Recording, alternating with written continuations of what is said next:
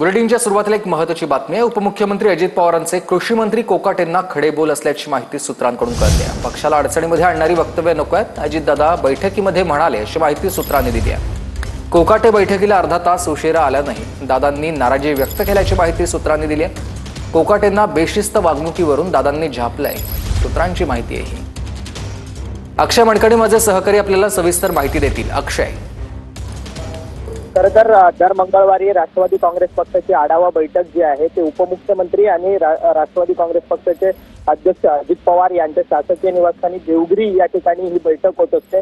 या बैठकीला आजच्या बैठकीला कृषी मंत्री माणिकराव कोकाटे जे आहेत ते अर्धा तास उशिरा पोहोचलेले होते, त्यामुळे अजित पवार जे आहेत त्यांच्यावरती संतापलेले होते आणि त्याचसोबतच माणिकराव कोकाटे यांची सातत्याने वक्तव्य जी आहेत पक्षाला अडचणीत आणणारी आहेत आणि माणिकराव कोकाटे हे राष्ट्रवादी काँग्रेस पक्षाच्या जनता दरबाराला सातत्याने गैरहजर राहत होते। या सगळ्या गोष्टींचा आढावा जो आहे तो अजित पवारांनी घेतला आणि या सगळ्या संदर्भात कृषी मंत्री माणिकराव कोकाटे यांचे कान जे आहेत ते पक्षाचे अध्यक्ष अजित पवार यांनी टोचलेले आहेत।